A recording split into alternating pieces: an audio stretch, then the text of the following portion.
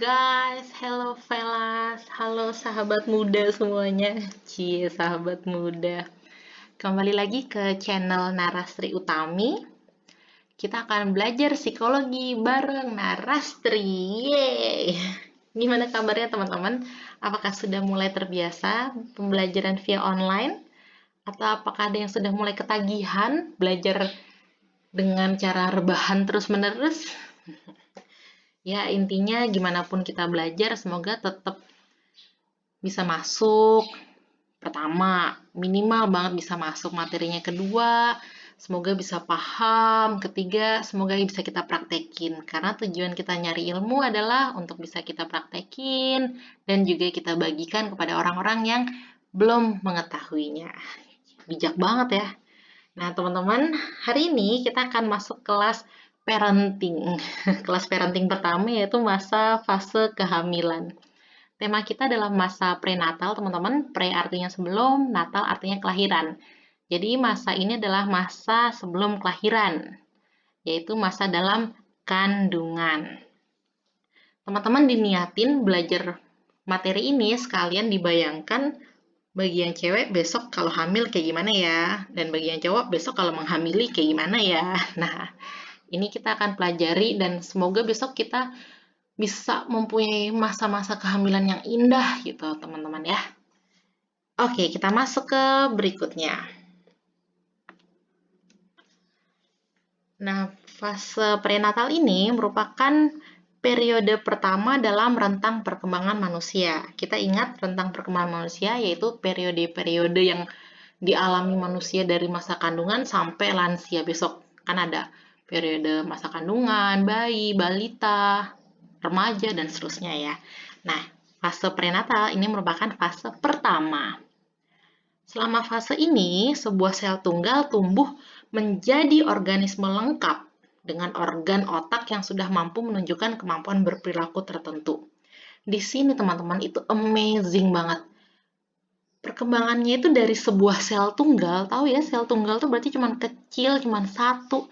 Tiba-tiba dia bisa tumbuh, bisa berkembang menjadi seorang bayi yang punya organ lengkap, punya sistem pencernaan, pernafasan, punya mata, hidung, telinga, kaki, pundak, lutut, kaki. Begitu. Keren banget nih dalam kandungan. Hanya dalam waktu 9 bulan bisa mengalami pertumbuhan perkembangan yang begitu pesat. Nah, agenda belajar kita hari ini kita akan mempelajari perkembangan fisik apa aja sih yang terjadi dalam masa prenatal. Yang kedua, perkembangan kognitifnya gimana, perkembangan sosial emosinya gimana, dan faktor ibu, ayah, dan lingkungan terhadap perkembangan saat janin masih di dalam kandungan. Ingat ya teman-teman, saat kita bahas periode perkembangan, kita harus ingat 3 bidang yang perlu kita bahas. Fisiknya gimana, perubahan fisiknya gimana, perubahan kognitifnya gimana, dan perubahan sosial emosinya gimana. Itu harus selalu dicamkan baik-baik. Yang pertama, perkembangan fisik. Nah, prinsip perkembangan fisik atau motorik di sini dalam masa kandungan, fase kandungan itu terjadi dari atas ke bawah dan dari tengah keluar. Artinya gini, saat sel tadi udah mulai bertumbuh, itu pertama-tama dia akan pertama berkembang adalah bagian atas dulu, yaitu bagian otak. Bagian kepala dulu, baru bagian ujung kaki. Nggak kebalikan, nggak ujung kaki dulu baru otak. Begitu ya, jadi fasenya perkembangannya dari atas ke bawah, dari otak ke kaki. Nah, berikutnya, dan dari pusat atau dari tengah keluar. Misalnya nih, sekarang teman-teman lihat tangan kalian. Tangan kalian kan ada tangan kiri ya, lihat tangan kiri. Telapak tangan dan jari. Nah, kalau prinsipnya ini, bilangnya perkembangan tuh dari tengah keluar. Artinya, perkembangan kita tuh dimulai dari telapak tangan dulu, baru tumbuh jari-jari. Nggak kebalikan, nggak tumbuh jari-jari dulu, baru telapak tangan. Nah, gitu. Begitu prinsipnya dari atas ke bawah, dari tengah keluar. Nah, tahap perkembangan fisik prenatal itu dibagi menjadi 3 bagian, yaitu pertama fase germinal, kedua fase embrionik, dan ketiga fase janin. Fase germinal itu cuma sebentar, yaitu dari pembuahan hingga usia 2 minggu kehamilan. Salah satu pembentukan paling penting adalah plasenta. Dari konsepsi atau dari pembuahan itu berarti dari saat bapak ibu sedang melakukan itu, dan misalnya jadi pembuahan sampai usia 2 minggu. Rata-rata di sini seorang ibu itu belum mengetahui bahwa dirinya hamil. Jarang sekali ibu yang mengetahui bahwa dia hamil pada usia baru 2 minggu kehamilan. Tapi, jarang tuh bukan berarti nggak ada ya. Ada yang bisa mengetahuinya. Karena sebenarnya perubahan fisiknya itu telah terjadi. Kayak saya dulu waktu awal-awal kehamilan, sebelum saya tahu saya hamil, itu saya ngerasain pusing, ngerasain lemes-lemes gimana gitu. Padahal waktu itu saya lagi ngapain coba? Waktu itu saya lagi diving di Pangandaran. Jadi waktu itu saya ke Pangandaran, diving, lihat ikan, ngasih makan ikan, lagi kayak gitu seru-seruan, abis itu mabok.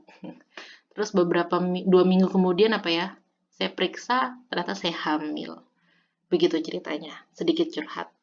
Nah, begitu ya, itu fase germinal. Nah, di sini memang jarang ibu yang mengetahui kehamilannya.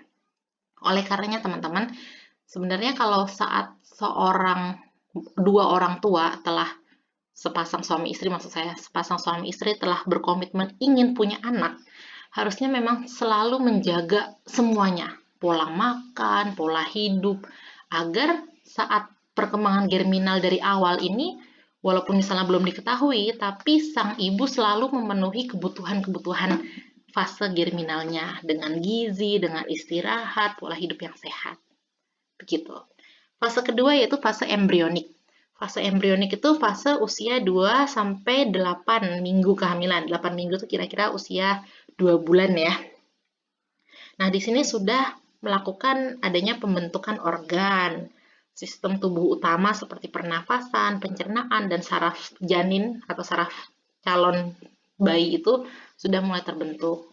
Nah, biasanya di sini teman-teman, kalau ada kecacatan atau pembentukan yang tidak sempurna, biasanya sang bayi itu tidak akan bertahan sampai usia 3 bulan kehamilan.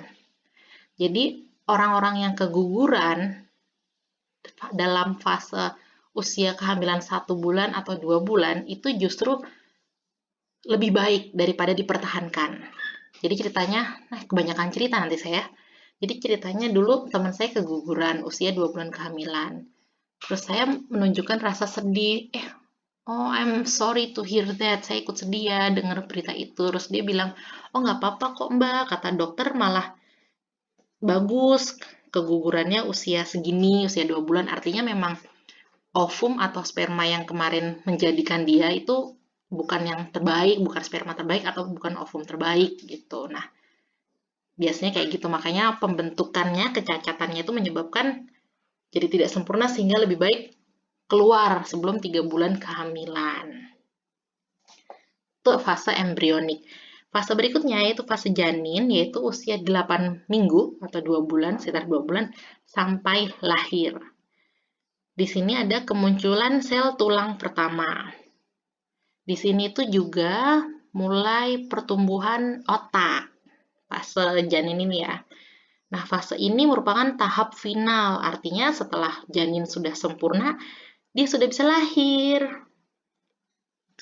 Ini gambarnya, gambar perkembangan bayi dalam kandungan. Paling kiri di sini tulisannya embrio ya, 8 minggu tadi yang embrio, yang kalau keguguran tuh masih bentuknya seperti itu. Terus mulai fetus tuh atau bahasa tadi janin, fetus itu sama dengan janin. Nah, sampai usia 40 minggu itu sudah sangat siap dilahirkan. Seperti itu kurang lebih teman-teman yang pernah kita alami di masa kandungan. Dari kandungan ibu masing-masing tentunya ya. Nah, perkembangan otak, kita akan fokus mengamati perkembangan otak pada fase janin, yaitu perkembangan otak dimulai dari trimester kedua. Trimester kedua itu berarti usia berapa coba? Berapa ya? Trimester kedua itu berarti bulan kedua kan, berarti usia sekitar mulai dari 3 bulan ke atas. Jadi 4 bulan 4 bulan awal dan seterusnya. Itu sudah mulai perkembangan otak. Nah, otak ini sudah ada neuron-neuronnya yang saling terkoneksi juga. Itu mulai terbentuk koneksinya dari minggu ke-23. Terus resiko kegagalannya kalau perkembangan otaknya gagal atau tidak sempurna, itu bisa berakibat dua hal, yaitu kematian sebelum kelahiran atau istilahnya keguguran. Atau yang kedua, jika otaknya tidak berkembang sempurna, bisa jadi nanti si bayi waktu lahir itu mengalami cacat tubuh bagian bawah atau lumpuh. Subhanallah ya, yang cacat, yang tidak sempurna otaknya tapi dia lumpuhnya bagian kaki. Begitulah karena begitu. Karena memang diatur pergerakan kaki itu diatur, pergerakan anggota tubuh kan juga diatur dari otak. Nah, upayanya gimana nih agar perkembangan otak anak tuh sehat? Nah, pada perkembangan ini ibu tuh memerlukan makanan yang mengandung asam folat dan vitamin B. Makanya di negara kita, kalau ibu hamil saat periksa kandungan pasti dikasih vitamin asam folat oleh dokter. Nah, teman-teman besok saat ibu-ibu menjadi ibu dan bapak-bapak, pastikan istrinya meminum vitamin tersebut. Oke, karena itu diperlukan untuk perkembangan otak. Nah, tadi kan perkembangan fisik ya, perkembangan fisik. Nah, sekarang masuk ke perkembangan kognitif. Ternyata dari perkembangan otak yang sudah terbentuk dari trimester kedua sampai ketiga itu, ternyata janin itu telah mampu mengingat. Jadi fungsi otak untuk mengingat itu sudah mulai terbentuk dalam masa kandungan. Dari mana sih kita tahu? Dari hasil penelitian. Jadi penelitian tuh ada yang meneliti waktu ibunya masih hamil, ibunya disuruh membacakan satu cerita, satu doang yang diulang terus-menerus itu terus. Nah, waktu anaknya lahir usia 3 hari, dia menghisap lebih banyak ASI saat diperdengarkan cerita yang sama persis saat dia masih dalam kandungan. Dan ia akan menghisap lebih dikit saat diceritakan cerita yang berbeda dari yang biasa diceritakan saat dalam masa kandungan. Ini yang saya beri note-nya adalah manfaatkan masa ini ya teman-teman. Jadi kalau hamil, istrinya hamil, sering-seringlah dibacakan sesuatu yang bermanfaat. Ingat, gak cuma asal baca, asal cerita, tapi ceritakanlah sesuatu yang bermanfaat. Berikutnya perkembangan kognitifnya. Masih ingat ya bahwa intelijensi itu diturunkan kan? Ya kan, masih ingat ya. Nah, di tahap prenatal ini sedang terbentuk kemampuan kognitif yang juga berdasarkan gen-gen dari bapak ibunya. Nah, makanya teman-teman yang belum menikah nih, belum pada nikah, silahkan cari pasangan yang pintar agar DNA anaknya mengikuti orang tuanya yang pintar juga. Lalu, perkembangan kognitif juga dipengaruhi oleh makanan bergizi dari sang ibu selama masa kehamilan. Jadi ibu-ibu sebenarnya sih kalau di negara kita menyarankan seorang wanita itu menjaga makanan bergizi dari mulai pubertas, bukan hanya fase kehamilan, tapi dari mulai pubertas. Karena itu sebenarnya berpengaruh, teman-teman. Nah, ini juga ada penelitian mengenai perkembangan kognitif di masa prenatal. Pasti teman-teman masih ingat ya, atau sering dengar kalau ibu-ibu lagi hamil didengerin musik kayak Mozart atau musik lainnya gitu. Nah, memang dari hasil penelitian itu ternyata membuktikan bahwa musik secara harfiah mengubah struktur otak yang sedang berkembang dalam janin. Pertama, bukti penelitiannya bahwa bayi mampu mengenali dan lebih menyukai musik yang pertama kali mereka dengar saat di dalam rahim. Yang kedua, terapi musik selama setengah jam sehari dapat memperbaiki fungsi kekebalan anaknya. Yang ketiga, musik dapat meredakan ketegangan, mendorong interaksi sosial, merangsang bahasa, dan memperbaiki keterampilan motorik di fase janin. Nah, berikutnya, perkembangan fisik udah, perkembangan kognitif udah. Sekarang perkembangan sosio-emosi. Jadi teman-teman, telinga itu adalah organ pertama janin yang terhubung dengan perkembangan saraf otak. Jadi telinga itu, indera pendengaran itu adalah indera pertama yang berfungsi optimal dan sudah berfungsi optimal bahkan saat di masa kandungan. Jadi janin itu udah mulai mendengar di trimester kedua akhir. Janin itu sudah bisa melakukan komunikasi. Dan komunikasinya nggak cuma pasif loh, dia tidak cuma bisa mampu mendengar, tapi dia juga sudah mampu merespon. Jadi janin itu mampu merespon suara ibu dan juga detak jantung ibu serta getaran dalam tubuh ibu. Cara meresponnya bukan dengan ngomong ya, jelas ya. Udah ada kok yang pernah dengar kalau bayi dalam kandungan bisa ngomong? Enggak ya, nggak mungkin ya. Nah, dia meresponnya dengan cara menendang, memutar, menggeliat, seperti itu. Suara ibu itu merupakan rangsangan yang sangat menyenangkan bagi janin. Makanya ibu-ibu besok sering-sering berbicara sama anaknya ya. Bayi itu mulai bisa mengenali pola-pola intonasi suara ibunya. Jadi besok waktu bayinya udah lahir, bayinya tahu tuh mana ibunya, mana yang bukan ibunya, karena sudah kenal intonasinya dari sejak masa kandungan. Nah, kita udah bahas tadi fisik, kognitif, sama sosio-emosi. Ternyata itu udah terjadi perubahan selama masa prenatal. Berikutnya kita akan mempelajari bahwa apa aja sih selain yang tadi kita bahas yang mempengaruhi perkembangan janin dalam masa kandungan. Ada 3 nanti, faktor lingkungan dari ibu, faktor lingkungan dari ayah, dan faktor lingkungan luar, lingkungan lainnya gitu. Nah, dari ibu nih, yang mempengaruhi ada 4. Gizi ibunya, aktivitas fisik ibu, kondisi emosi ibu, dan konsumsi obat-obatan ibu. Gizi ibu, kita bahas dulu gizi ibu. Yang paling penting saat masa kandungan itu ibu mengkonsumsi yang mengandung asam folat, vitamin B dan D, zat besi, mineral. 4 itu yang minimal. Nah, kurang gizi itu dapat menyebabkan kecacatan pada anak atau pertumbuhan anak tidak optimal. Atau istilah sekarang yang lagi sering dibahas stunting, yang anak tumbuh kerdil. Itu karena kurang gizi. Nah, teman-teman yang perlu saya tekankan, asam folat nih.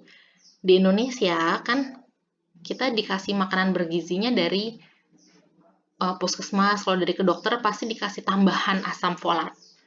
Pasti itu. Nah, waktu saya hamil dulu, itu lagi merebaknya isu bahwa ibu hamil tuh nggak perlu konsumsi vitamin-vitamin dari dokter. Soalnya kan makanan-makanan yang kita konsumsi selama kita yakin mengkonsumsi yang bergizi nggak perlu pakai tambahan vitamin. Begitu isu-isu yang beredar waktu saya zaman hamil. Tapi saya baca, teman-teman. Saya baca. Ternyata kita belum bisa memastikan makanan yang beredar di sekitar kita itu mengandung vitamin-vitamin yang kita butuhkan. Beda dengan Amerika. Contohnya Amerika. Amerika itu udah mewajibkan kepada pembuat tepung, pembuat macam-macam, tepung sih yang waktu itu dibahas, untuk selalu menambahkan asam folat dalam tiap pembuatannya. Jadi kenapa di Amerika itu tidak ditambahkan vitamin-vitamin sebanyak kalau ibu hamil di Indonesia, karena makanan di Amerika tuh sudah sering dipastikan harus memenuhi standar-standar mereka tertentu yang di Indonesia tidak ada aturan tersebut. Begitu. Jadi teman-teman pastikan besok kalau kalian lagi hamil, minumlah vitamin yang dikasih dokter, oke? Kedua, aktivitas fisik. Nah, siapa bilang ibu hamil nggak boleh olahraga? Justru ibu hamil perlu olahraga ya, olahraga rutin dapat meningkatkan pernafasan, sirkulasi tonus otot, elastisitas kulit yang berdampak pada kenyamanan kehamilan dan mempermudah proses kelahiran. Itu saya banget itu. Dulu saya rutin olahraga jalan kaki. Waktu saya lahir, prosesnya sangat cepat. Saya masuk rumah sakit jam 5 sore, atau jam 6 deh. Jam 6 sore, anggapnya jam 6 sore, jam 9 malam lahir. Hanya menunggu 3 jam langsung lahir. Itu cepat banget, teman-teman. Alhamdulillah, itu alhamdulillah sekali. Nah, berikutnya, kondisi emosi. Kondisi emosi pada ibu itu dapat meningkatkan perubahan-perubahan organik pada janin. Kok bisa ya? Nah, bayi itu kan dia deket banget dengan detak jantung. Terus bayi itu kan juga menerima getaran-getaran dari ibunya. Nah, jika ibu mengalami depresi, stres atau emosi negatif selama kehamilannya secara terus-menerus, artinya getaran-getaran yang ibu hamil itu berikan ke anaknya, itu tersampaikan ke anaknya dan dapat menyebabkan perubahan-perubahan organik pada janinnya itu tersebut. Nah, buktinya apa? Dari penelitian terbukti bahwa bayi yang berat lahirnya rendah atau di bawah berat standar, misalnya di bawah 2 kilo, dan sering menangis, itu kebanyakan lahir dari ibu yang sangat pencemas atau punya sikap negatif terhadap kehamilannya. Misalnya tidak menerima kalau dirinya hamil, belum siap jadi ibu, dan seterusnya. Berikutnya konsumsi obat. Nah, sebenarnya ya teman-teman, ini udah zaman dulu banget sih. Zaman dulu banget itu belum diketahui bahwa seorang ibu tuh tidak boleh mengkonsumsi obat-obat tertentu. Gimana sih? Zaman dulu itu belum ditemukan bahwa ternyata obat itu berbahaya kalau dikonsumsi secara sembarangan pada ibu hamil. Nah, maksudnya gitu. Karena apapun yang dikonsumsi ibu hamil itu akan dapat mempengaruhi janin. Ingat, apapun yang dikonsumsi ibu hamil dapat mempengaruhi janinnya. Nah, The American Academy of Pediatrics udah merekomendasikan bahwa pemberian obat pada ibu hamil dan menyusui hanya boleh diberikan karena kepentingan anaknya. Jadi misalnya ibunya sakit encok misalnya. Terus dia nggak boleh sembarangan minum obat, karena dia minum obat untuk encok, itu kan buat kepentingan dirinya, bukan buat kepentingan janinnya. Nah, si American Pediatric itu menyarankan kalau terpaksa minum obat, harus selalu utamakan kepentingan anaknya. Begitu. Itu dari maternal, dari ibu. Nah, dari ayah tuh juga mempengaruhi loh perkembangan janin. Nggak cuma ibu melulu. Kita lihat ya. Faktor lingkungan dari papa, atau dalam kurung paternal. Seorang ayah yang terpapar alkohol, tembakau, timah, radiasi, atau pestisida, itu ternyata akan mempengaruhi kualitas spermanya, sehingga mempengaruhi gen atau hereditas ke anaknya. Jadi dia akan menurunkan gen-gen yang jelek. Begitu. Ingat, apakah ada yang masih atau adakah yang mengkonsumsi alkohol di sini? Segera pertimbangkan untuk hentikan ya. Berikutnya, yang merokok. Nah, ayah yang merokok itu dapat menyebabkan ibu hamil menjadi perokok pasif. Dan dapat menyebabkan janin juga terpapar dan menimbulkan masalah pernafasan pada bayi. Bisa bikin bayi lahir prematur dan juga kanker pada masa dewasa si anak tersebut. Resikonya besar ya. So, bapak-bapak yang lagi ngerokok di sini atau calon-calon bapak yang lagi ngerokok, pertimbangkan segera berhenti merokok. Dan wanita-wanita yang lagi punya pacar merokok, pertimbangkan untuk tetap mau menikahikah lelaki perokok. Nah, begitu. Berikutnya adalah ayah berusia lanjut. Usia lanjut di sini di atas 49 tahun, itu diasosiasikan dengan peningkatan resiko pada beberapa kondisi langka, seperti anaknya rentan terhadap schizofren, bipolar, autisme. Itu ada di buku Papalia. Semua ini ada di buku Papalia. Begitu teman-teman. Nah, pengaruh dari ibu sudah, dari bapak sudah, ini adalah pengaruh dari lingkungan luar. Polusi udara, bahan kimia, radiasi, panas, dan kelembapan yang ekstrim memiliki resiko pada perkembangan janin. Ibu yang berada pada udara yang mengandung polusi tinggi cenderung memiliki bayi yang prematur dan kromosom yang abnormal. Begitu teman-teman. Nah, ini merupakan sedikit wawasan kalau teman-teman besok masuk MAPRO, magister profesi. Saat kita masuk MAPRO nih, bukan saat masuk MAPRO ya, saat kita jadi psikolog, teman-teman punya klien, misalnya kliennya Down syndrome. Kita selalu bertanya riwayat kehamilan ibu. Waktu ibu hamil, ibu berada di lingkungan yang seperti apa? Ibu lagi mengalami emosi kayak apa? Bapaknya ngerokok nggak? Bapaknya ini nggak? Itu adalah hal-hal yang perlu ditanyakan. Begitu teman-teman materi kita hari ini. Terima kasih udah memperhatikan. Sampai ketemu di materi-materi berikutnya. Bye-bye.